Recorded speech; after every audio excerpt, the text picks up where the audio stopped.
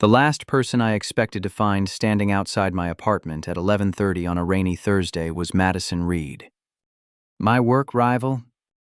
The woman who'd spent the last 3 years arguing with me in conference rooms, stealing clients I'd been sure were mine, and acting like every conversation between us was some kind of competition.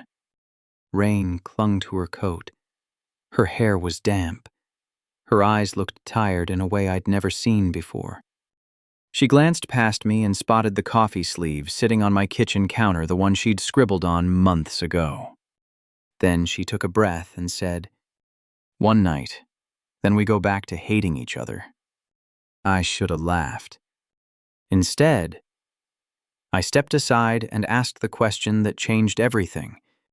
"Madison, what happened?"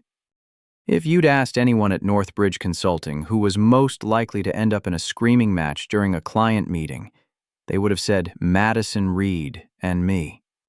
Not because we actually screamed. We were professionals. Mostly. But Madison and I had spent 3 years competing for the same projects, the same promotions, and sometimes the same ideas before either of us could claim them. She was the kind of person who showed up to meetings with color-coded notes and backup plans for her backup plans. I was the guy who looked unprepared until the moment it mattered. It drove her crazy. The fact that it worked drove her even crazier.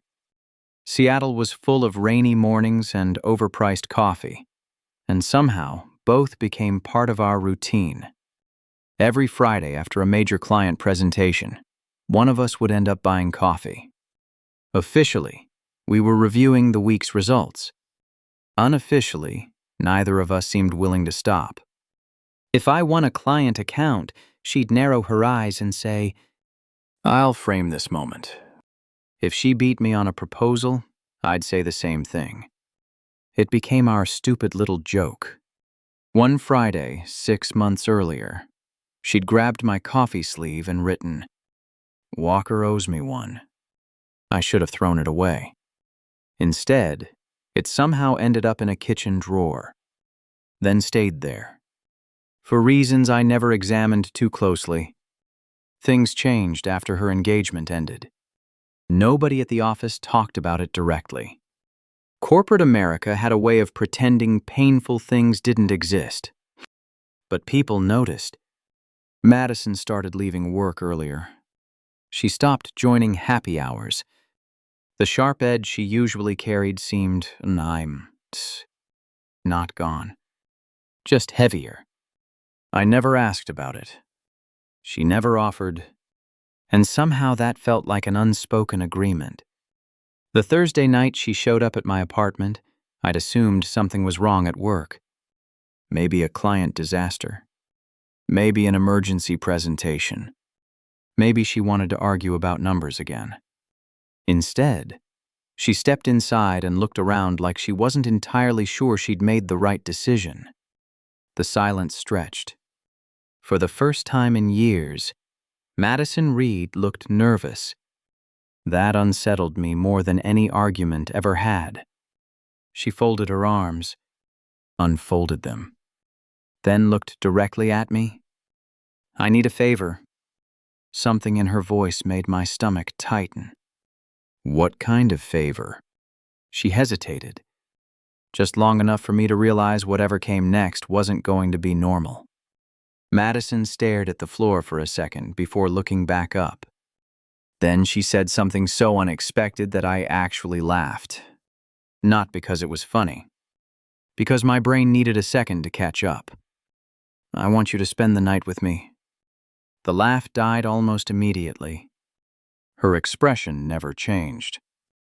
Oh, that was all I had. 3 years of arguing with her, and suddenly my vocabulary had abandoned me. She rubbed the back of her neck. "See, this is why I almost didn't come."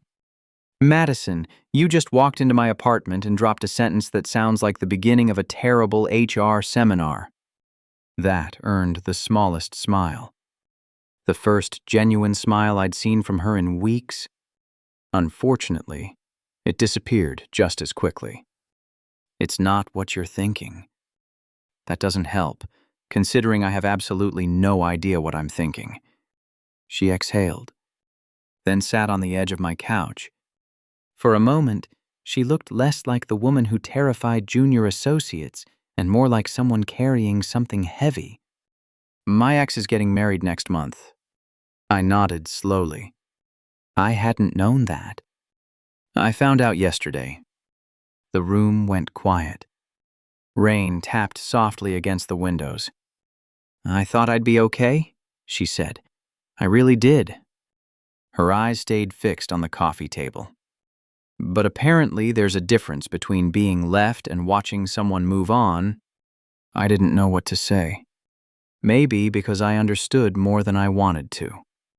Years earlier, my own ex had told me she loved me because I was dependable, then left for someone she was actually excited about. Some wounds healed badly. Some just learned how to stay quiet. Madaritas. Madison laughed once. A humorless sound. I hate that he still gets to affect me. You don't look like someone who's falling apart. That's because I'm good at pretending. The honesty in that landed harder than anything else she'd said. Then she looked at me. Directly. Dangerously. And finally explained why she'd come. One night, she said softly, dinner, drinks, whatever happens, happens. I stared at her. She continued before I could interrupt. No expectations, no future conversation, no awkward office drama. Her voice dropped. Then we go back to hating each other. The thing was, I didn't think we'd hated each other for a very long time. The problem was, I wasn't sure she knew that. And judging by the way she was looking at me, maybe she wasn't sure either. I should have said no. A reasonable person would have said no. Instead, 40 minutes later, I was sitting across from Madison in a small Italian restaurant near the waterfront, wondering how my life had taken such a strange turn. The rain hadn't stopped. Seattle looked blurry through the windows. For the first half hour, we talked about safe things. Work. Clients. A disastrous presentation from 2 years ago that neither of us had fully recovered from. At one point, Madison laughed so hard she nearly dropped her fork. You were absolutely making that up. I wasn't. You told the client the missing numbers were on a secret slide. They weren't. They became a secret slide when I found them. She rolled her eyes. There it is. What? The reason everyone likes you. I pointed at her. That sounded suspiciously like a compliment. Don't get used to it. But there was no real fight behind her words anymore. The weird part was how comfortable it felt. Dangerously comfortable. Like we'd skipped several conversations normal people usually had before ending up here. After dinner, we walked toward the waterfront. The air smelled like rain and salt water. For a while, neither of us spoke. Then Madison surprised me. Can I ask you something? Depends. Your ex? I glanced at her. What about her? She shoved her hands deeper into her coat pockets. Did it take you a long time to stop wondering why you weren't enough? The question landed harder than she probably intended. I looked out at the dark water. Yeah. Her eyes softened. I continued before I could talk myself out of it. The worst part wasn't losing her. Madison stayed quiet. It was realizing she never really chose me. I was just the safe option until something she wanted more came along. The words felt ugly out loud. Honest, but ugly. For a moment, neither of us moved. Then Madison looked away. That's exactly how it felt when my fiancé left. Something shifted between us. Not attraction. Not yet. Recognition. The kind that comes from finding someone standing near the same wound. When we eventually returned to my apartment, Madison wandered into the kitchen while I grabbed 2 glasses of water. A second later, I heard her laugh. I turned. She was holding the old coffee sleeve. The one she'd written on months ago. "Walker owes me one." Her eyebrows lifted. "You kept this." I opened my mouth. Nothing intelligent appeared. And somehow her smile faded into something quieter, something that made my chest tighten. Because for the first time that night, she wasn't looking at me like a rival. She was looking at me like she was trying to understand me. The problem with crossing a line is that once you've crossed it, pretending it never existed becomes almost impossible. For the next 2 weeks, Madison and I didn't talk about what happened that night. We also didn't stop seeing each other. We grabbed coffee before work. We shared lunches that somehow lasted too long. We started texting about things that had nothing to do with clients or deadlines. A photo of a dog she'd seen outside a bookstore. A terrible movie I'd watched because she claimed it was so bad it became art. Little things. Dangerous things. The kind that quietly build a life around someone. Nobody at the office said anything directly, but people noticed. I could tell. The looks lasted a little longer. The jokes got a little less subtle. One Friday afternoon, our team was celebrating after landing a major account. Someone handed me a beer. Another guy from sales smirked. "So you and Madison finally happened?" A few people laughed. I should have answered carefully. I should have thought before speaking. Instead, I did what I always did when something felt too important. I hid behind humor. I shrugged. "It's not serious." The words came out easily. Too easily. A few people laughed. The conversation moved on. But then I looked across the room and saw Madison standing near the doorway, still, silent, holding a paper cup of coffee. For one terrible second, our eyes met. I knew she'd heard me. I knew exactly how it sounded. But by the time I reached her, she was already walking away. "Madison." She kept moving. "Madison, wait." Finally, she stopped. The hallway outside the conference room was empty. Her expression wasn't angry. That would have been easier. She looked disappointed. "That's not what I meant." "No," she asked quietly. I opened my mouth. Nothing useful came out. Because the truth was complicated. The truth was I cared too much. The truth was I was terrified. And somehow I'd managed to make both sound like indifference. Madison nodded slowly, "Tadinidit," like she'd just solved a puzzle she hadn't wanted the answer to. "You know what's funny." Her voice stayed calm. My ex used to say almost the same thing. My stomach dropped. "Madison," I told myself this wasn't real, she said. That was the whole point. She looked down at the coffee cup in her hands, then back at me. But somewhere along the way, I stopped believing that. The silence between us hurt. She offered a small, sad smile. Then she placed the coffee cup on a nearby table. "I think we should stop." And this time, she didn't wait for me to answer. She walked away. I didn't follow, which became the biggest mistake I'd made in years. The office felt different without Madison talking to me. Quieter. Not because she wasn't there. She was every day. Every meeting. Every conference call. We were professional. Painfully professional. The problem was, I'd spent so much time convincing myself that keeping things casual would protect me, that I hadn't realized I was destroying the one thing I actually wanted. 3 days after she walked away, my manager called me into his office. The company was opening a new division in Chicago. They wanted me to lead it. Better title, better salary, fast-track promotion. A month earlier, I would have accepted before he finished the sentence.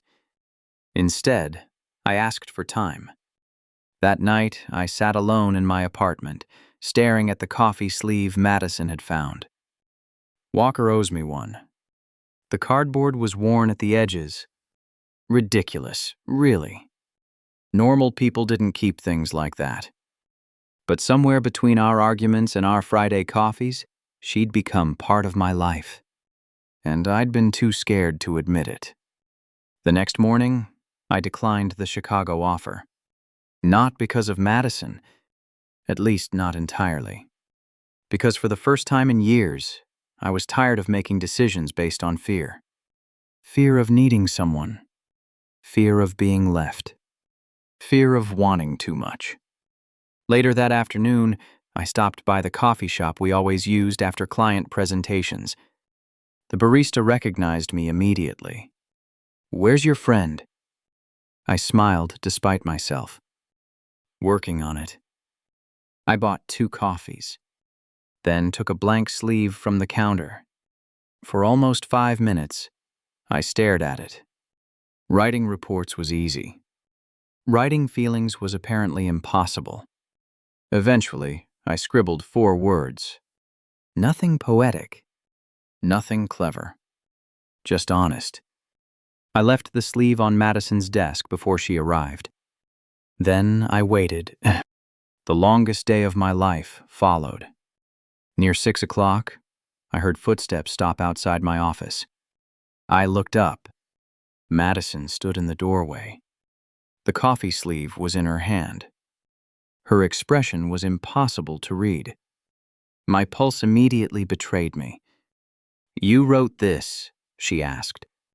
I nodded.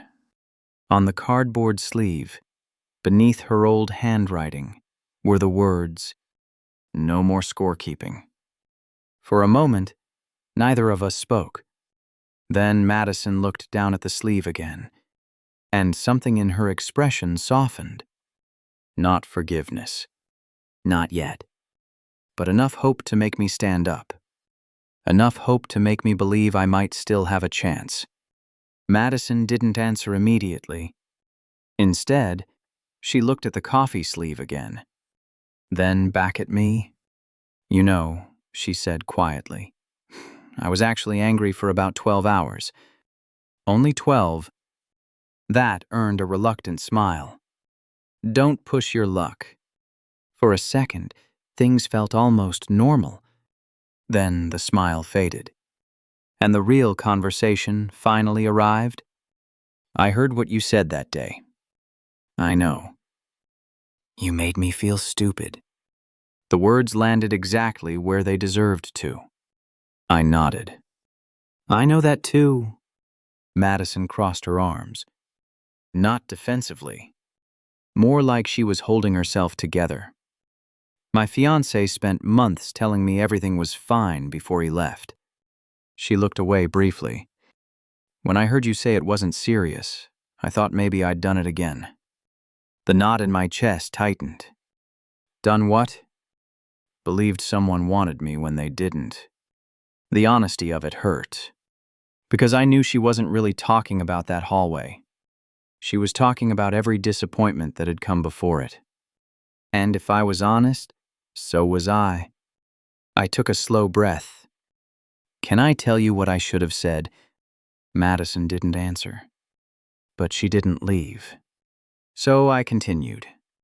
"When that guy asked about us, I panicked." She raised an eyebrow. "You panicked?"